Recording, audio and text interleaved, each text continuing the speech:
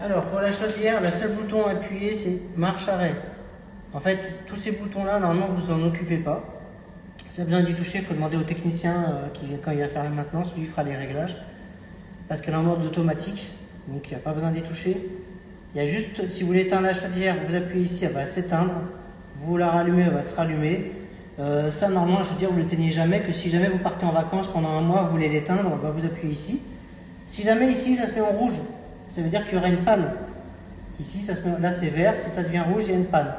Vous rappuyez sur le bouton et ça va relancer la chaudière. Ça peut être suite à une coupure de gaz, une coupure électrique.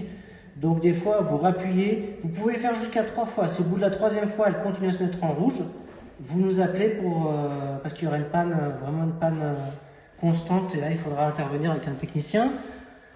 Ici, il y a la pression d'eau à vérifier, il faut toujours qu'elle soit entre le 1 et 2. Vous voyez, si elle est sur le 0, c'est-à-dire qu'il n'y a plus d'eau. Si elle est sur le 3, c'est qu'il y en a trop. Dans les deux cas, la chaudière va se couper, elle va être en rouge. Donc si jamais elle va sur 0, il faudra aller sous la chaudière, ici.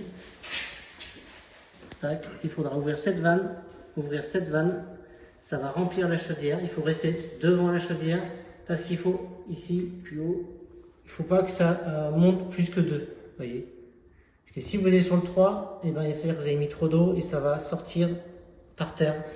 Ça va couler par terre et la chaudière va se mettre en défaut. Donc vous ouvrez ici, tac, vous voyez, comme ça, tac, comme ça.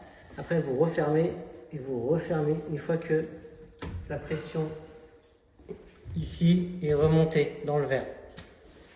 Voilà. Mais normalement, il n'y a pas besoin de le faire. Une fois par an, le technicien le fait.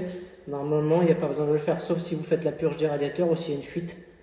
Mais bon, vous êtes censé le savoir. S'il y a besoin de remettre de l'eau, c'est comme ça que ça se passe. Si jamais c'est en panne, on rappuie ici. Et si on veut éteindre la chaudière, on rappuie ici, en sachant que normalement, vous n'avez rien à faire. Vous avez juste à choisir votre température sur le thermostat d'ambiance. Et c'est tout.